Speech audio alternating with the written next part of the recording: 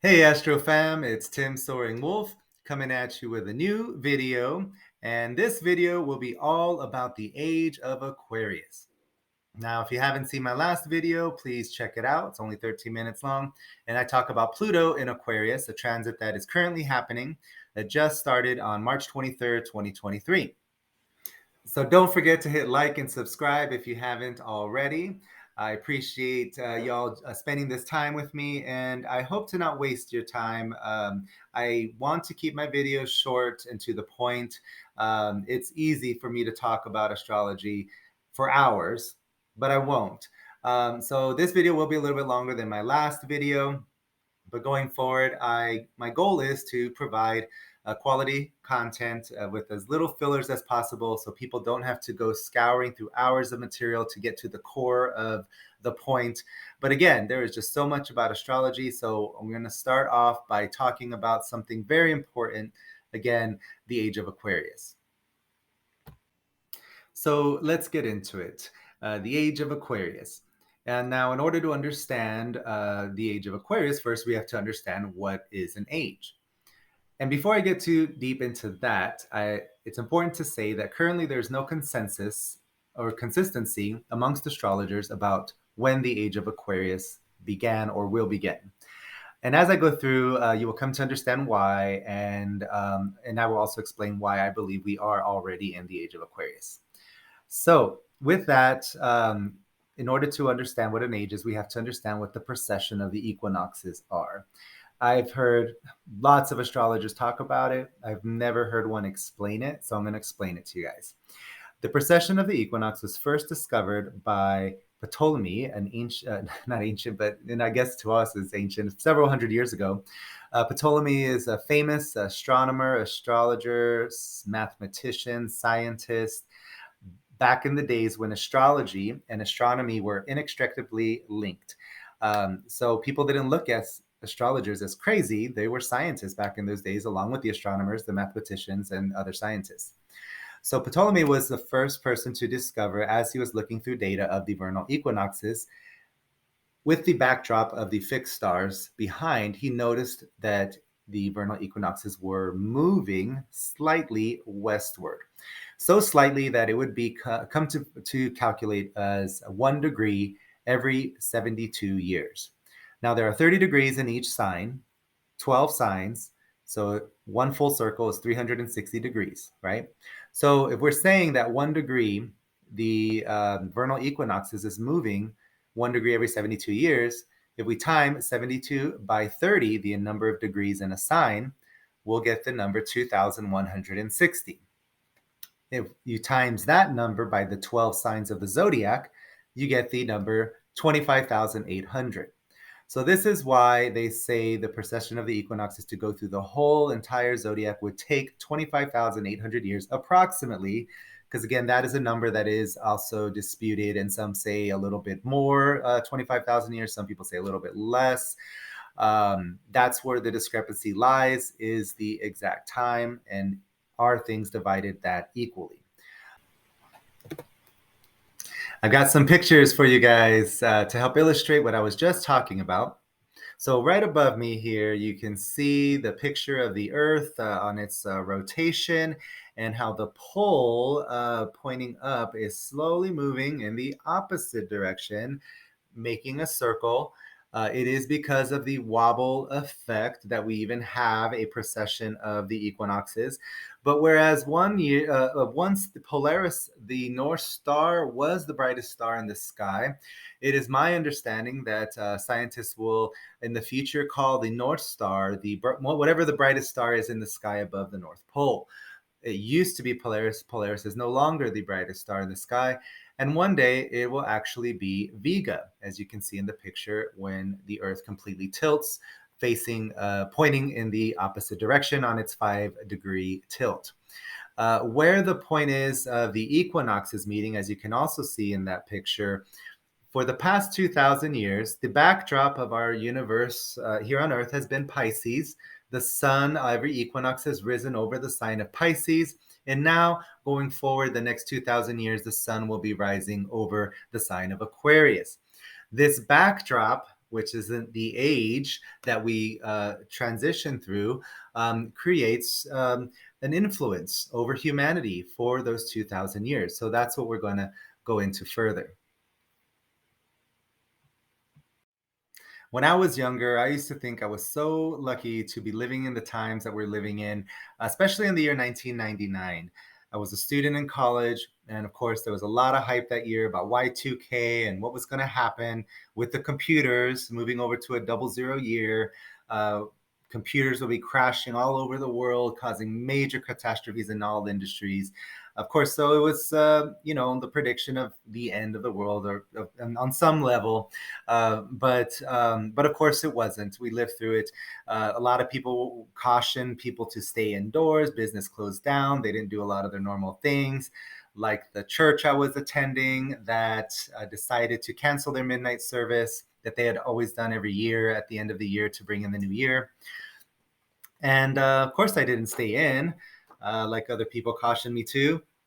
Me and my friends took to the streets of San Francisco to celebrate the occasion. I mean, this is a once in a lifetime, many lifetimes event. So I was not going to stay indoors. And we definitely celebrated, had a great blast. I will never regret it. To bring in not just the new year, decade, century, but the new millennia, and even possibly a new age. I had heard about the Age of Aquarius before, but I really hadn't studied it at that time, and it wouldn't be until many years later that I really got into astrology.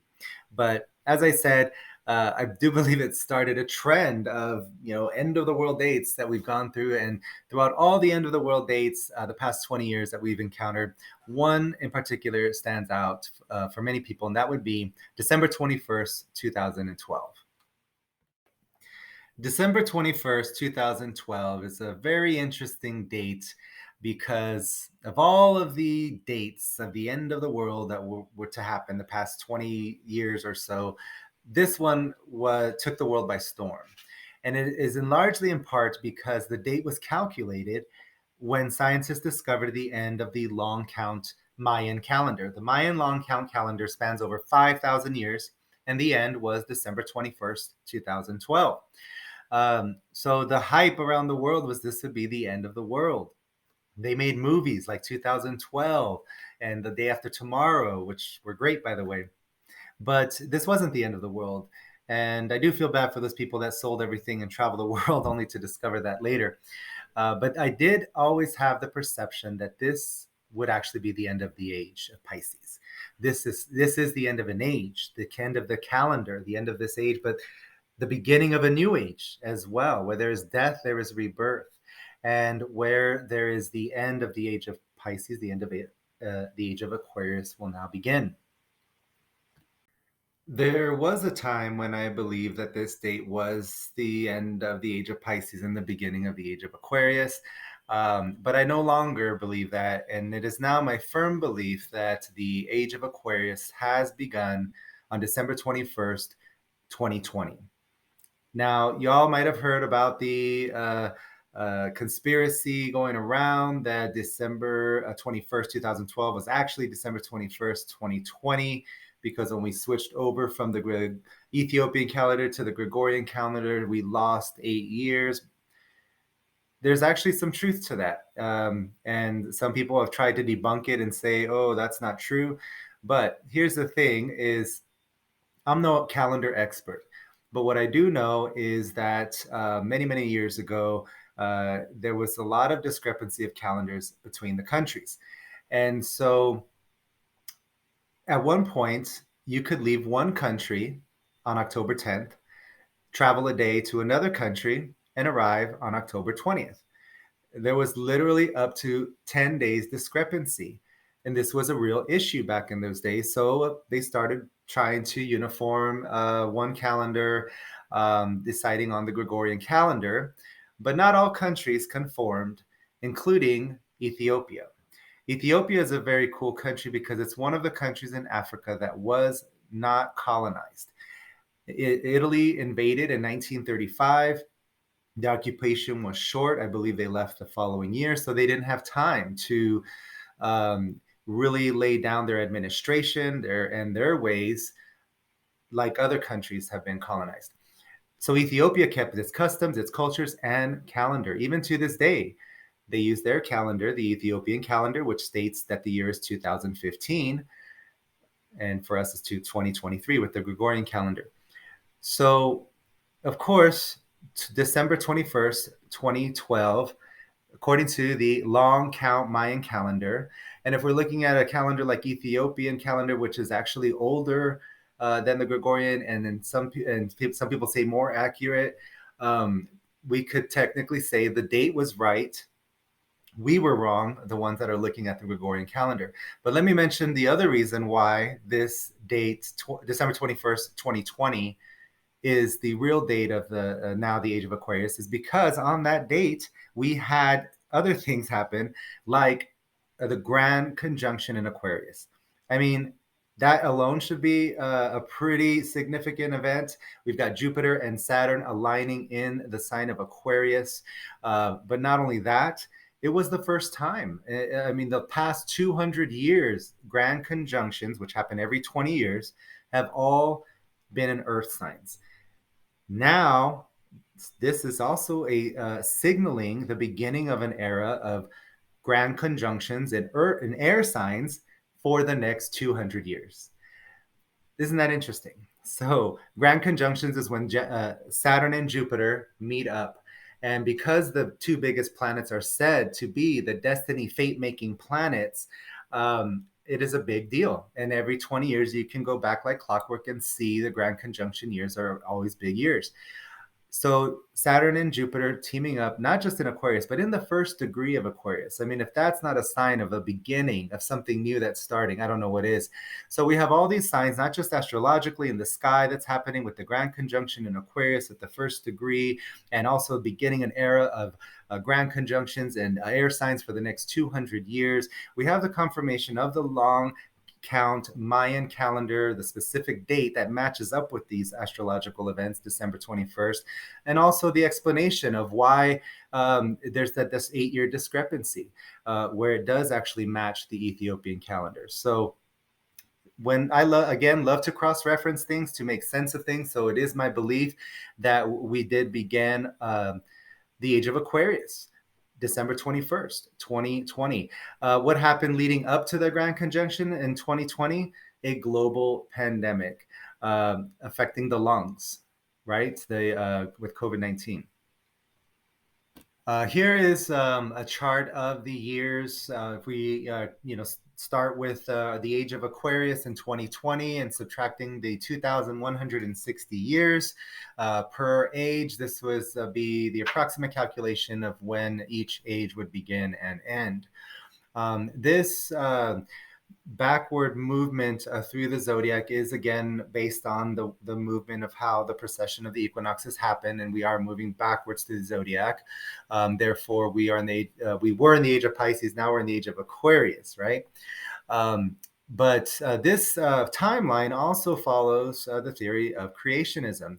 Many people know the theory of evolution, states we've been in here for millions and millions of years. Well, the theory of creationism says that this planet is less than 25,000 years old. And that just like God created Adam and Eve, full-grown adults, God could create a full-grown rock or a full-grown mountain to be appearing to be 1,000,000 years old, but it isn't actually. So if we follow this timeline, I'm going to just mention the Bible a little here for references and historical referencing here.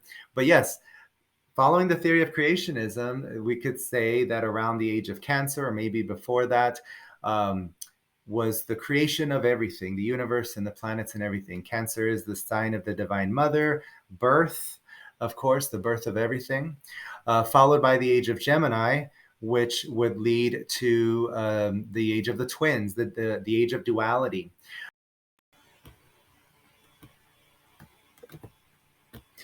The age of Gemini would be around the time of the creation of man and woman, Adam and Eve, according to the Bible. And they also had Cain and Abel, who have always been depicted as twins, highlighting the duality of good and bad and dark and light. And so in the age of Gemini, you will see a lot of those kinds of stories. We have the story of Adam and Eve in the Garden of Eden with the tree of knowledge, the story of languages at the Tower of Babel, A Gemini is a sign of communication and learning, education, and also learning on a basic level, like K through 12 stuff. So this is an interesting age, again, relating to the creation of knowledge and information. In ancient Sumerian religions, we see a duality between the masculine and the feminine. Father Sky, Mother Earth, fire and air, masculine elements, water and earth, feminine elements. And we also see, even like in the tarot deck, the twins is the Gemini, Adam and Eve. So lots of correlations to the duality, age of duality. We see that in even in religions from this era. Then we break way into the age of Taurus. The age of Taurus, Taurus is a sign of wealth, money, property, physical and material possessions, and the physical senses, enjoying the five physical senses, luxury. I think of fine dining, which touches all five physical senses, from the how pretty a dish looks to the smell, to hearing it cook, to the taste, to the feeling. That is Taurus. Okay, so with that in mind, this is the age or the era of when the Egyptian civilization flourished, which is one of the oldest civilizations. They've amassed property that even scientists cannot understand today with the pyramids. They were the first civilization to successfully do agriculture on a massive scale successfully. They created irrigations and ducts and channels to bring water into their cities. The Nile River was predictable and dependable for them to be able to do all of these things, but they learned how to create those channels and irrigation, which farming techniques and agricultural techniques that are still with us today, that have lasted thousands of years. The age of Taurus would be lots of references to the bull. We have the story of Moses and the Ten Commandments during this era.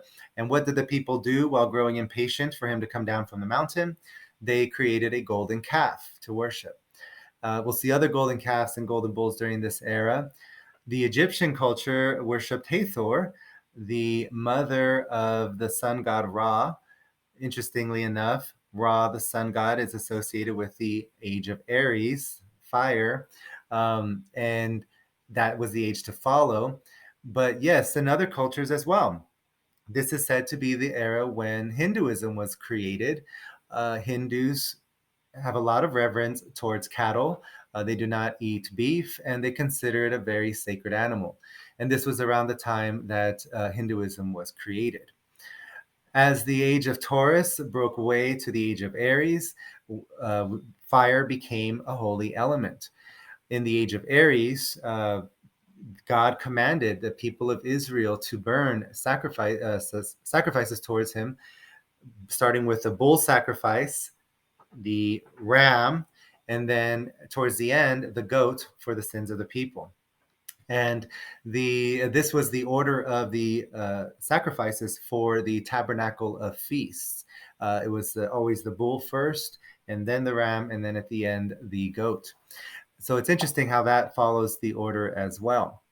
But in the age of Aries, this would be a time of conquest, a time of militant, an age that's ruled by the planet Mars, right? The warrior sign of the zodiac. Aries is also the first sign of the zodiac, the pioneer, the trailblazer. A lot of conquests we see in this era. Homer, the Iliad, the Odyssey, these would be the types of stories that would be told. The age of Aries, God was referred to as Jehovah, the warrior god, Yahweh, the age of Yahwism. And there was a lot of conquesting even in the Bible. It's interesting that the last few books of the Old Testament are called the prophetic books. This would be during the age of Aries. I always said that Aries are some of the best prophets in predicting the future. They make some of the best stockbrokers because of that fire energy, that visionary element that allows them to predict things before they happen. Aries can also sometimes become hypochondriacs, worrying too much about the future, not living in the present. And so they have to find that balance. But yes, Aries is, I say, more than any other sign, the sign that can predict the future. And it's interesting, we have all those prophetic books of the Old Testament written during the Age of Aries. We also have a preview of what's to come. And I love the little previews of what's to come. Like in the Age of Aries, during the prophetic books of the Old Testament, we actually have a book written about a fish, Jonah and the whale. Most people remember that story. And to me, it's a sign of what's to come, which would be the sign of Pisces. But yes, in the sign, the Age of Aries, we also had another civilization that flourished, which was the Aztec culture. And even though scientists say that they flourished around 1400 BC, 1300 BC, I believe that they could have started in the Age of Taurus because they also had similar systems to Egyptians with the waterways and ducts and irrigation channels that helped to provide water to their cities, but on the other side of the world. So I believe it is possible they actually could have started in the Age of Aries, but they flourished and really came into their power around 1400 BC, according to historians, and they worshiped the sun god. Again, the fire element associated with the sun god. They did human sacrifices to the sun god. The sun god and Baal are also mentioned in the Bible during this time. And then we have the age of Pisces. This is said to be the era when Jesus existed or was born. And it is possible, in my belief, it could have actually started before Jesus was born a little bit. But definitely, Jesus heralded the era of Pisces to begin.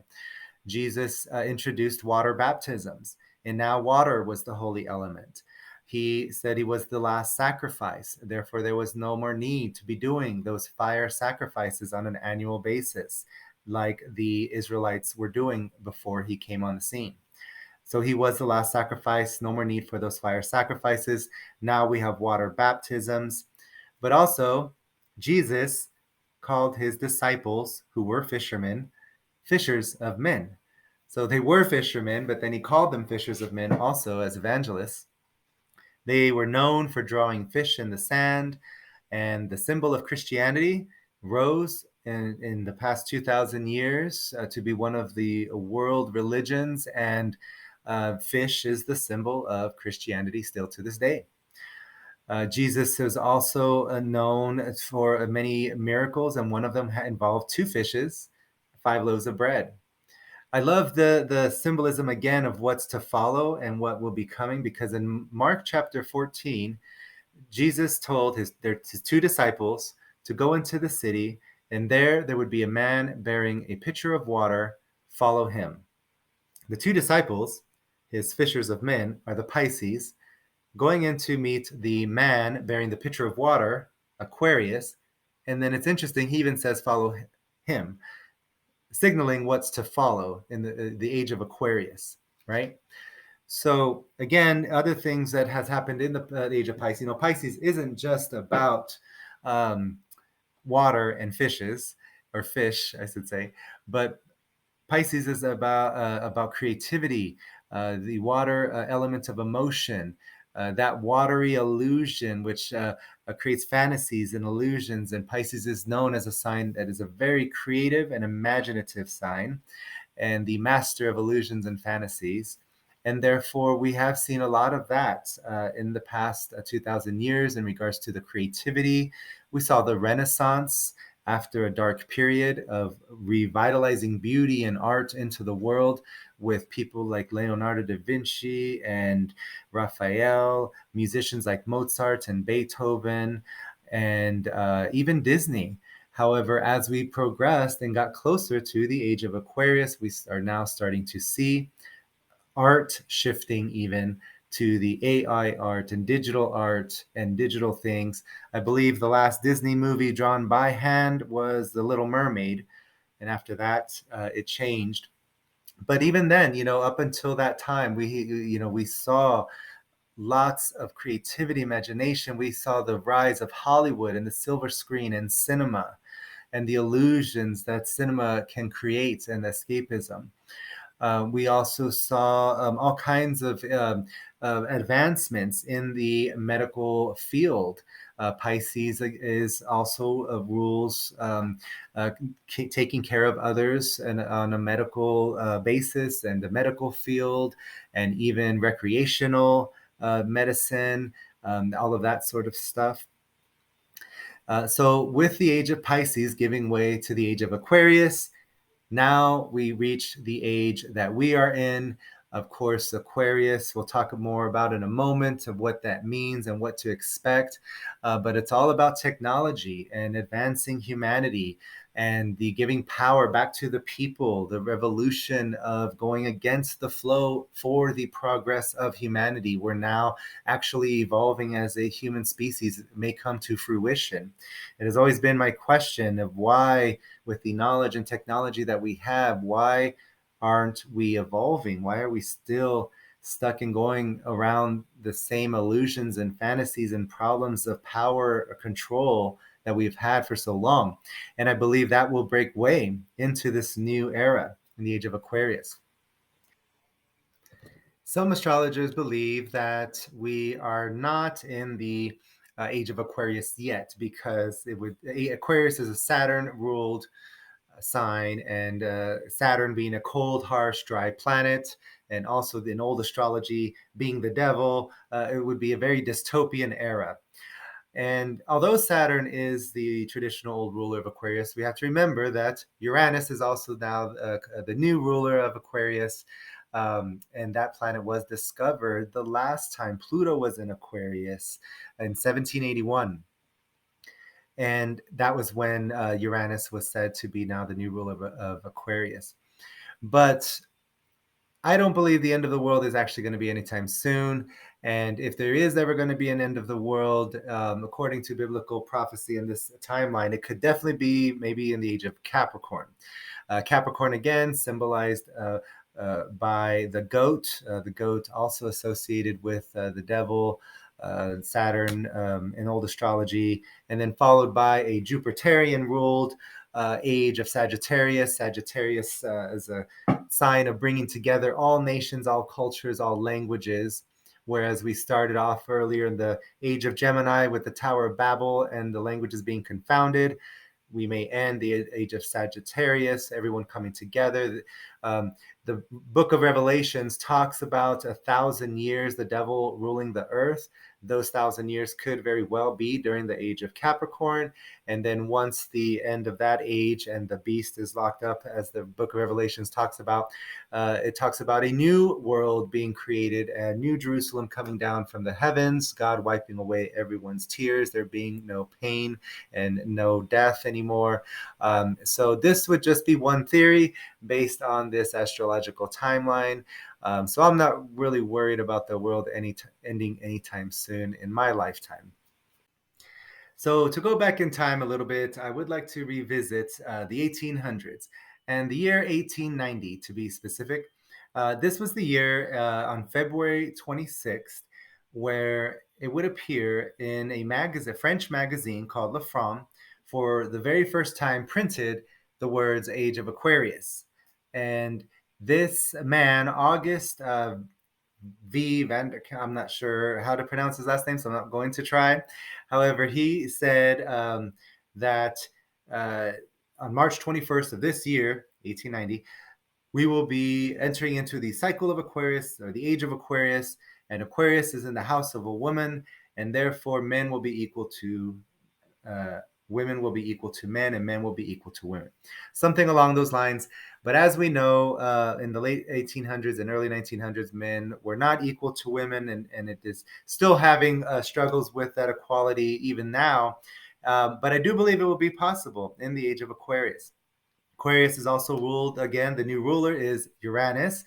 And in old Greek astrology, Uranus was the god Cronus that got his things cut off, thrown into the ocean, and from the ocean sprung other gods and goddesses like Venus, Aphrodite. But so therefore he represents androgyny, the planet Uranus that is now the new ruler of Aquarius. Androgyny, the new era and generation of gender non-conforming folks, people that want to be identified by pronouns. We'll probably see even more of that because to Aquarius, there's no gender. So now let's get into the history part and some conspiracies that have intrigued me and have led me to include this in this presentation. So the 1800s was a time of when Pluto entered into Gemini. Pluto entered into Gemini 1882 full time, 1883 full retrogrades into Taurus, and then 1884 to 1912 was the full transit of Pluto in Gemini. And this was a very inventive time. This is where we're going to see some amazing inventions, like the first plane and Kitty Hawk in 1903, and amazing shipbuilding that made the U.S. become the 12th largest navy to one of the largest in the world, leading up to the building of Titanic in 1912. But one really cool conspiracy theory that has caught my attention is the World Fair Exposition in 1893 in Chicago. This would be the biggest world fair of all of the world fairs prior. And Paris, where we had their world fair a few years prior, they had electricity there. And so Europe kind of had the introduction to electricity. But this would be the first time Americans were introduced to electricity on a grand scale.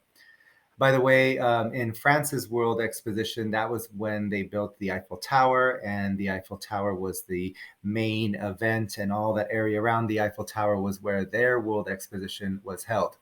But Chicago won out the contract to put it on the map as one of the biggest cities and newest cities rivaling New York in 1893.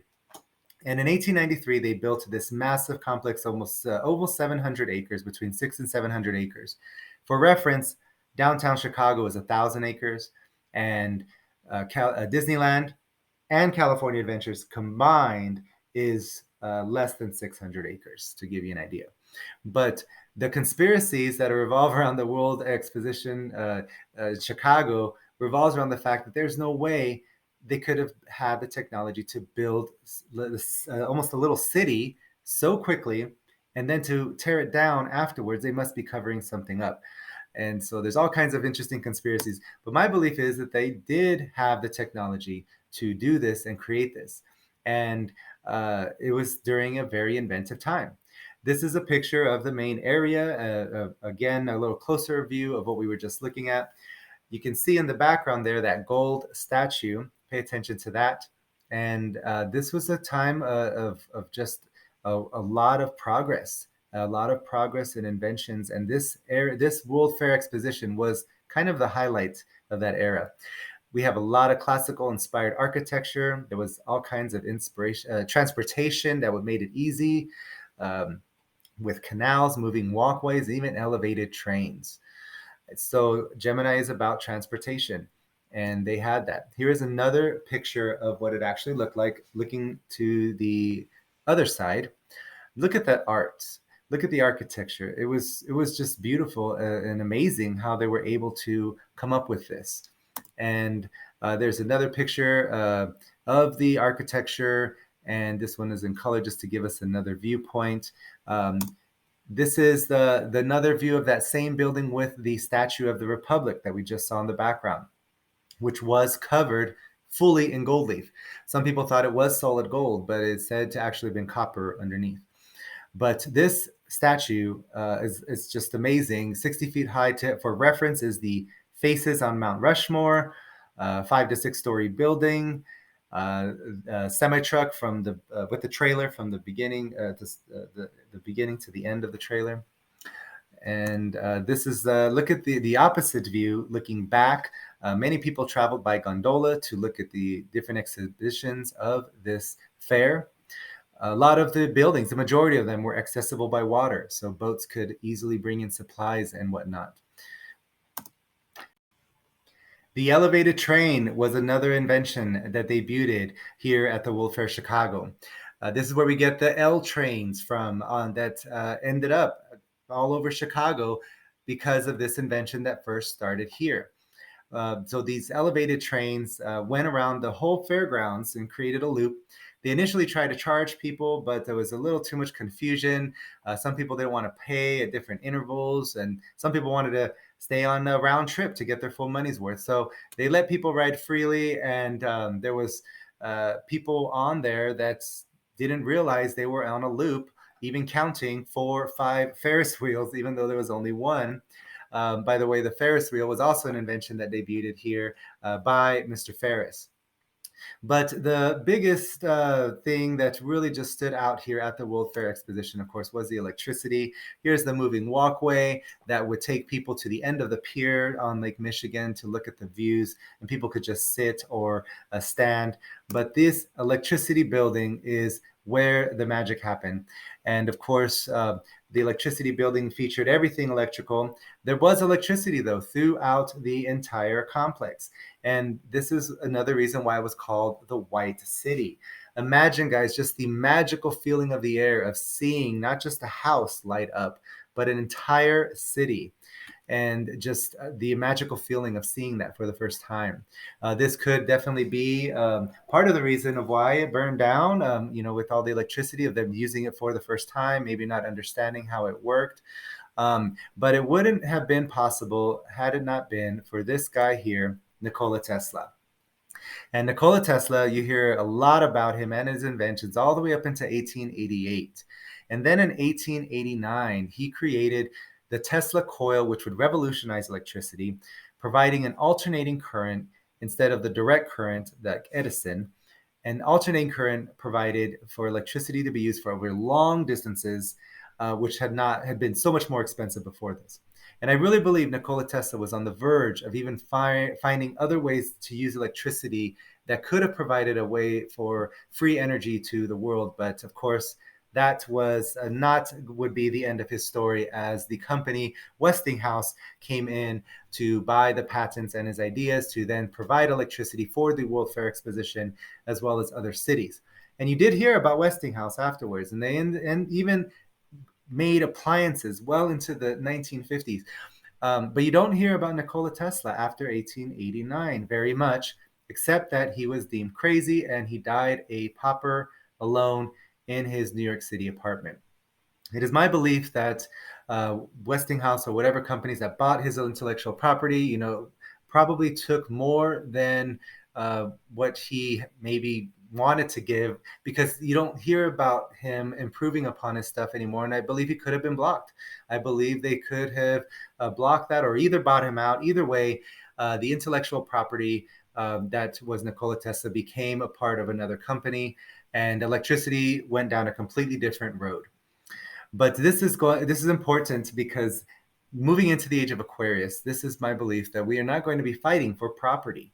We'll be fighting for information, intellectual property, data. This is what's happening right now with TikTok. TikTok provides a lot of information to people. Americans are talking with each other, learning from each other. There has been a wave of communication and things coming out into the open like never before. The Age of Aquarius is all about bringing things out into the open. We're no longer swimming in the illusion and fantasy waters of Pisces that, it was available, and the ability to produce illusions on a mass scale by governments and propaganda and media. That era will be going away. Aquarius is all about bringing things out into the open and out into the light. So now let's move forward just a bit to the next time Pluto was in an air sign, and that would be Pluto in Libra. This was Pluto entered into Libra in 1971. And in 1971, we saw the beginning of a huge wave of technology and a huge wave of Aquarian nature. There was songs about Aquarius, and the energy of Aquarius was there during the 60s and the 70s. But in Pluto and Libra, we saw in 1971 the Intel 404 processor, which would lead to the creation of the first computer in 1975. 1972, we saw Pong, the first game commercialized on a computer system, which led to the Atari and other gaming systems.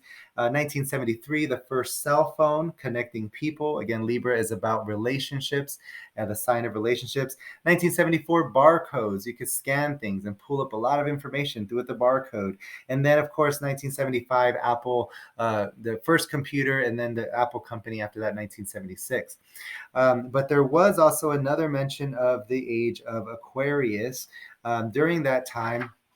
And I want to say, actually, it was in 1962, February 1st. There was another mention of the age of Aquarius. This was when seven planets, including the sun and the moon, all of the visible planets in the sky with the naked eye, were in the sign of Aquarius. On the new moon of February 4th, 1962, we had the sun, the moon, Mercury, Venus, Mars, Jupiter, and Saturn, all in the sign of Aquarius. And this was said to be, by one person, another symbol of the age of Aquarius coming. But 70s, when Pluto was actually in an air sign in Libra, we saw some amazing technology and inventions around computers and all of that led to the technology that we have today. So what can we expect in the age of Aquarius? All of the what I just mentioned times 10. All of the we've seen the Pluto and Gemini era, we've seen the Pluto and Libra era. Now we have the actual Pluto and Aquarius era. Aquarius is actually the sign about technology. And if we had this kind of inventions just when Pluto was in an air sign, imagine the type of technology and inventions we will see with Pluto finally moving into Aquarius. Again, we'll see a 3-month precursor of what will actually happen, because Pluto will go back into Capricorn later this year. But this is an exciting time. And also in the year 2025, we have Uranus going into the sign of Gemini. Uranus is all about revolution and all about liberation. So we will see, and again, that air energy in 2025 and more fighting and wars regarding information and data and intelligence and intellectual property. So lastly, I did just want to talk about the new ruler, the planet of Uranus. Again, we've mentioned him, first discovered when the last time Pluto was in Aquarius in 1781. And again, going back to when Pluto was in Aquarius over 250 years ago, we can definitely see some of those same themes coming up: the invention, the technology, progress, humanity as a whole. But when we think about Aquarius and how pouring out the water of life to humanity, a typical Aquarius wants the group to succeed versus its opposite sign of Leo, which is about the individual succeeding. And we will see probably a championing of the underdogs and cheering on the little people, the marginalized people that have been overlooked for so long. And Aquarius is also about revolution. The planet of Uranus symbolizes revolution. It actually spins like a rolling ball instead of like a top like all other planets. So it's a very unique planet, even how it moves. Aquarius is all about being different and unique, going against the flow. This will be the age where it is the norm to be weird and eccentric. I also predict that just like in the ancient history of back in the days of Ptolemy, who first discovered the precession of the equinoxes and how astrology was inextricably linked with astronomy, I believe that will also come back. I believe astrology, more people are moving towards astrology like never before. And I do believe that in sometime in the future, it could be astronomy coming back together with astrology the way it was at one time, because we have such great information and technology out there to measure the distance and the movements of all the planets. But what information, why is that important? And where really, how does it affect us without the application of astrology?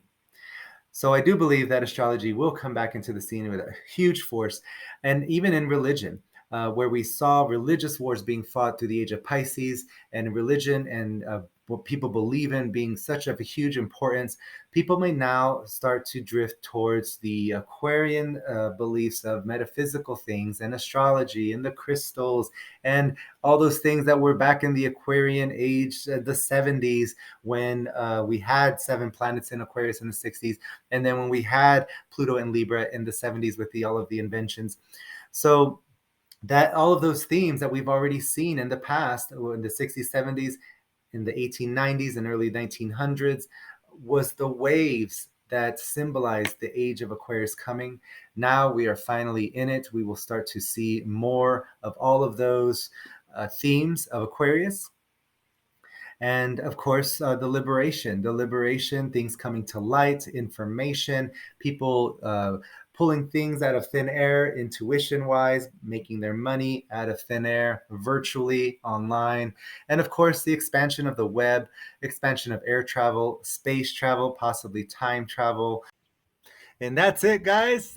Thank you for joining me in this video about the age of Aquarius. Hope you enjoyed it. Don't forget to like and subscribe, please. And hope to see you in the next video and also the next forecast, which would probably be April's astrology. So till then, my Astro fam, take care.